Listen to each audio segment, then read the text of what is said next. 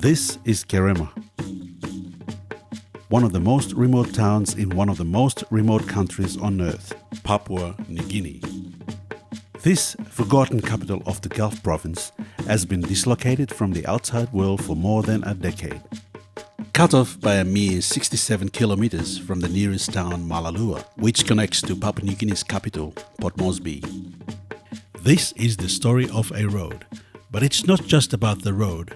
This is the story of people who have been forgotten for too long and finally have a chance to reconnect to the nation, opportunities and services.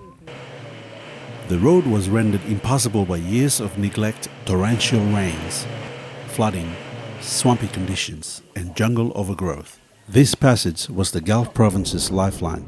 With no road, education, health, trade, employment and thousands of lives have been compromised. More remote than Kerema itself are the villages dotted around the province. As the gateway to the Gulf, Kerema is the epicenter of all activity. Koko Max is from Womai village, 20 kilometers from Kerema. I want to see good road condition and health facilities, school, like the type of things in my area. So mostly we used to have difficulties. With no roads, access to Kerema has been limited to a treacherous water crossing. Here, boats traverse the wild oceans from Sapeharo and enter Kerema via the mouth of the Tairuma River. People, medical supplies, fuel and food desperately try to make their way to remote Kerema, but many do not complete the journey due to the boats being overcrowded and fully laden with supplies. I'm one of the skippers. I've been traveling in the sea for about 11 years. And traveling in the sea is one of our main biggest transport. We don't have road access, but those years of my traveling in the sea, we've lost so many lives in the sea. Like almost last year starting, we almost lost about 500 people. But sometimes we, as skippers, during lives lost in the sea, we sometimes risk our lives in the sea, even rescuing people, sometimes to find dead bodies. Because of transport cost and risks, little comes into Kerema and little gets out. What does come in is extraordinarily expensive. Basic items like rice are beyond the means of most.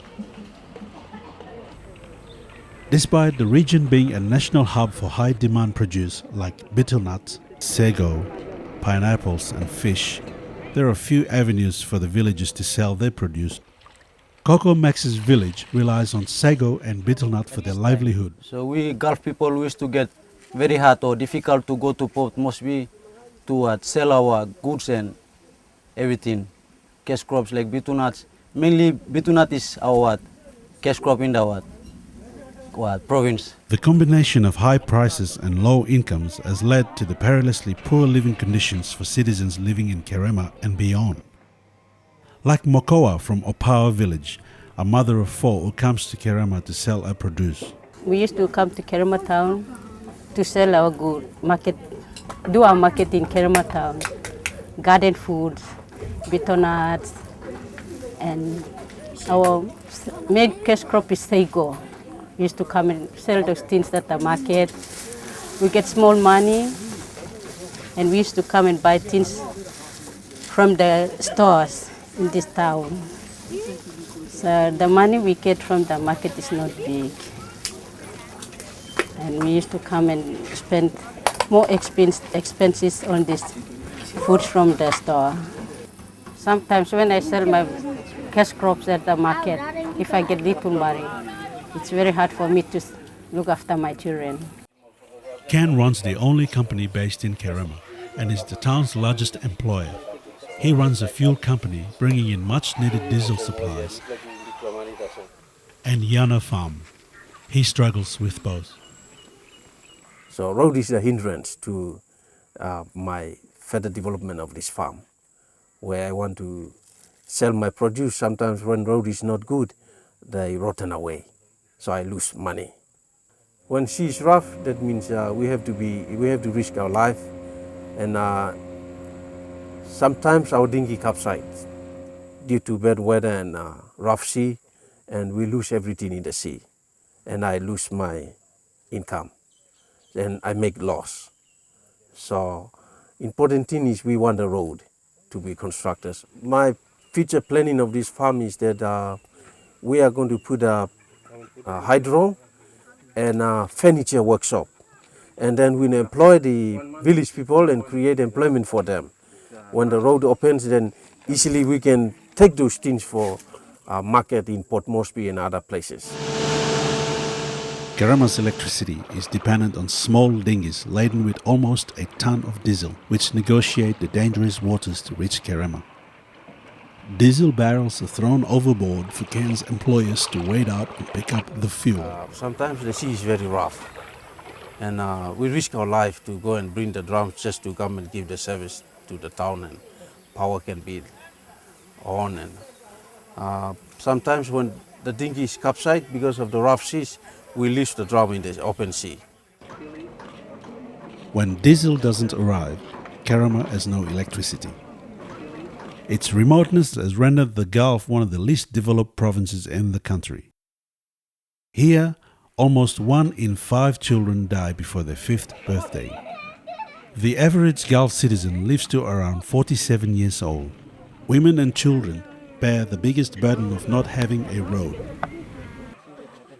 Priscilla from Avery village, 22 kilometers from Kerema, has struggled for years.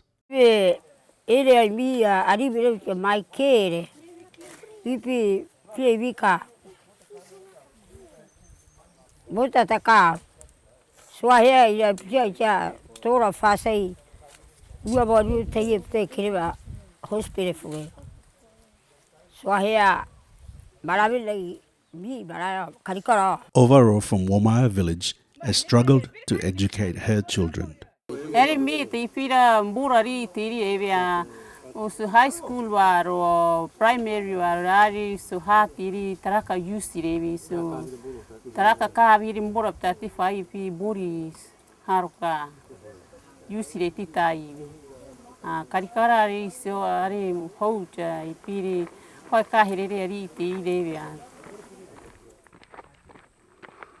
o te haro tai e kapu iai te vai vira mburi e vai mai taka nai to tohia selsire ndore mokuri hiwere TV sevche mai kere so o te haro e kapu vai karu ari tiri sewa te sovi buika e te tohia iria videri tai.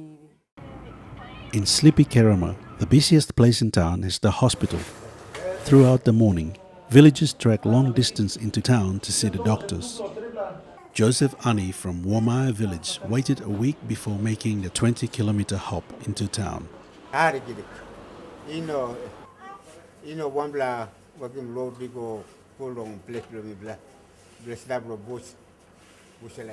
For Eme, travelling frequently to Kerema Hospital with her sick daughter is taking its toll.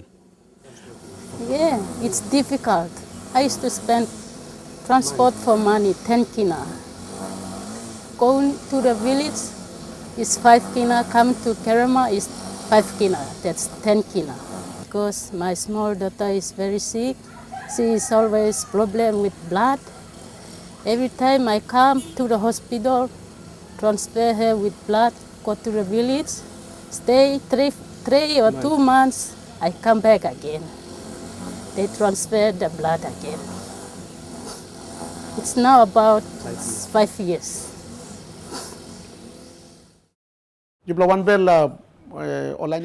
For Dr. John Kiap, the CEO of the Kerema Hospital, running the province's main hospital without road access is proving a major challenge.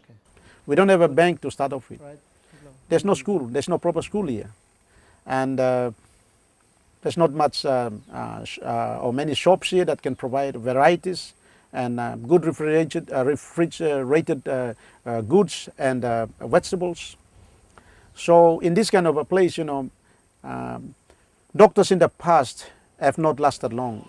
Usually the health services are run by our nurses, our paramedics, our health extension officers and others, and rarely you get doctors in this place simply because they think that they're cut off from other parts of Papua New Guinea. To mobilize supplies into Kerema is the most difficult part of our administration here. And to date, 2 weeks now, and we haven't received the medical supplies yet. And at the moment, you see, we are running sort of basic anti-malarial medication, antibiotics, Panadol, the routine medicines that are on demand every now and then. The lack of roads has drastically affected education in the area. It is difficult for children in outlying villages to attend the secondary school, with many having to board. 10 weeks in a term, so after 10 weeks they go home. Again they walk home and they come back walking. And sometimes girls particularly, they have to come with their parents, so for security wise they're very bad for our girls. A couple of our girls has been chased and raped by our villagers along the way. But it's quite risky. The problem is our girls are vulnerable for that kind of attack. Our topic today is on law and leadership. And when it's rough sea, we don't have supply coming in. School materials don't come in, and food, we have problem with, because this is a boarding school, we need to have a ration for our boarding students. Our students from Malalawe, they have to come through by boat, dinghy, and when the weather is rough, they'll arrive here late. So they don't come on time because of the weather. And so when they come on the road, it's quite difficult. They walk 2 hours, 3 hours. Sometimes they meet up problems on the way. 16-year-old Suriel Wake is a Year 9 student at Kerema Secondary School. When girls walk by themselves on the road, like sometimes when boys go around with girls, when they walk, sometimes a village boys, they drink this alcohol and take drugs, and they come and belt the school boys, and then they rape some of the school girls. Riding to school in a school bus would help to protect the girls, but first, an all-weather road would be essential. The World Bank and USAID are supporting the government of Papua New Guinea to reconstruct the road connecting Kerema with Port Moresby. The government is committed to rebuilding the final stretch of road to Kerema through the road maintenance and rehabilitation projects, which are supported by the World Bank. This new road will be built to withstand the swampy environment and the extreme weather conditions. What we do is we repair the bad areas and we reform the road. We provide more drainage facilities and raise the sections where the road is low, and we'll put a surface layer on top of it. Because since this road was badly damaged or very inaccessible, bad state of the condition, it is costing around 500,000 per kilometer to fix the road. And this involves reforming the road and graveling the section. While the road will bring in the good, it will be important for the community and the government to manage a potential risks. As Halvi Hairi, a HIV/AIDS educator, explains. When road goes in, there are like other influences coming into the level of our area. So that means that we have to be very careful on how we're gonna educate our people about HIV/AIDS. The road will be finished in 2011. Where road construction has already been completed, it has transformed people's lives. Lawrence lives in a village 10 kilometers from Kerema, along the newly constructed road. I sell chickens here. I sell it for 35 kina for one.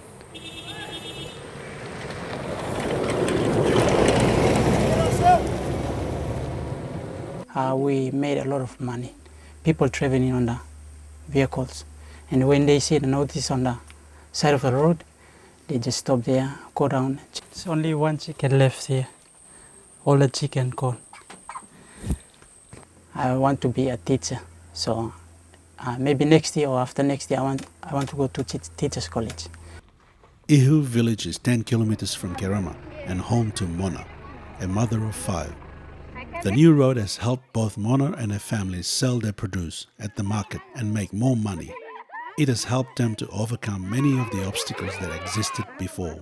Yeah, now on this time now yet, me hamamas because last time me plus like some hard times straight. Local housing na golo market. Before me plus stop. Month lo me say walk about. Rain time, big rain low night. Say walk about. Time mix sim sick or pikinini sick. Say go down.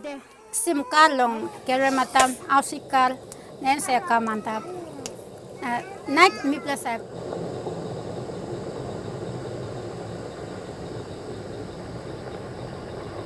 Before me plus I carry heavy bag long, shoulder or long head.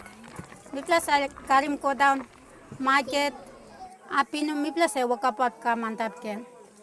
Na lo this la time, and me plus have mamas now. Lo heavy kako me plus sim kan wait lo road casa piki me plus. O sem have mamas. Me play sort lo school fees or lo buy housing fee. Before me play say sim 20 kina or some peanut me play say sim go down 20 kina. 10 kina lo kau sim lo market that's all. Now yeah, me play say and now me play sim 30 kina. Or 40 kina, 50 kina lo market now. Na me play mamas now. Lo pay school fee or pay housing fee. Na sometimes like kolo mospi. Pay PMV 50 kina lo here na kolo mospi. Kiu cotton, brandy cacao, or tapioca, or one carpet. Miki simko market. Many see the completion of the road as central to fulfilling their dreams. I feel that once when the road linking is better between Kerema and Mosby, there will be so many changes out here. People will have better homes and the life that we're in now. If the road is connected into town here, a good road, then there will be many business opportunities. As for the hospital, for the director of Kerema Hospital, he believes the road will help fulfill his dream of building a new hospital for Kerema. This is not a story of a road. This is a story about people's lives, children's education, doctors, medical supplies, mothers, markets, food and fuel, the things that matter.